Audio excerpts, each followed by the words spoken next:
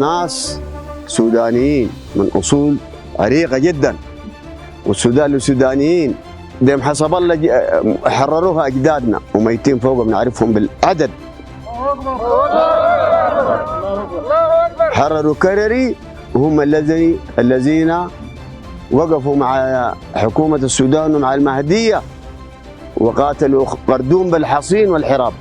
نحن من هنا من الكتيبة 188 كتيبة الشهيد العميد حافظ داود نعلن انضمامنا وجاهزيتنا واستعدادنا لقوات الدعم السريع بكل يا جماعة بصدق وأمانة. الله أكبر الله أكبر الله أكبر. نحن نزف التحية لقائد مسيرتنا القائد الهمام المشير محمد حمدان دقلو. نحن خلف القائد المشير محمد حمدان دقلو. الله أكبر. والله والله والله نحن معه قلبا وقالبا. جاهزية سرعة حسن، جاهزية سرعة حسن، جاهزية سرعة حسن. وهذه الأشاوس كلهم يا جماعة جاهزين ومستعدين. كان برسودان بيمشوا، كان مهندسين بيمشوا، كان المهندسين. وانا داير اقول لكم والله والله واقسم واعاهد نفسي واعاهدكم واعاهد بهذا الرجال، احنا دايرين نفتحوا منطقه برانا كده يقولوا ديل قوت الشيء فتحتها. ولا رايكم شنو يا جماعه؟ جاهزين؟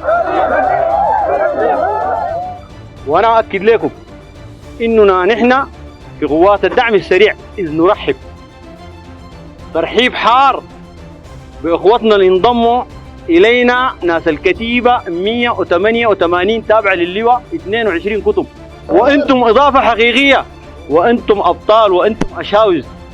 تعرفكم الاحراش وتعرفكم الادغال جيدا، ويعرفكم العدو قبل الصليح، يعرفكم البرهان لمن كان برتبه عميد، ويعرفكم ياسر العطلي من كان برتبه عقيد، ما كان بيقاتل بجيش، كان بيقاتل بالاشاوز ديل.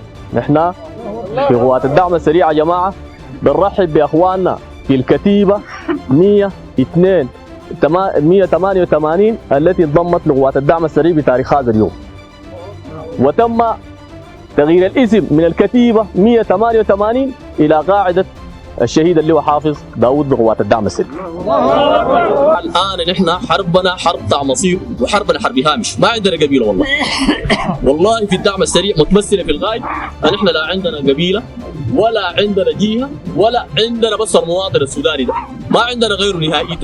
وعندنا المواطن السوداني يبقى مشارك ايجابي حقيقي في الدوله يخلص حقه. نحن الدوله دي حقتنا ثروتنا كلها ماشيه، ومحاصيلنا الزراعيه ماشيه، ومواردنا ماشيه، ونحن الدوله السودانيه كل يوم منتهي واطرافها ماشيه تتاكل. يوم مشكله قبليه في الجنينه يرجعها السيد الغايد، مشكله في النيل الازرق يرجعها السيد الغايد، مشكله حتى نحن في نفسنا ذاته خالقين لنا عده مشاكل دي سبب كلها شرذمه بتاعت ارض استخبارات وشرذمه بتاعت فلول عشان تستمر في وضعيه السودان. لكن نحن والله لون بالمرصاد.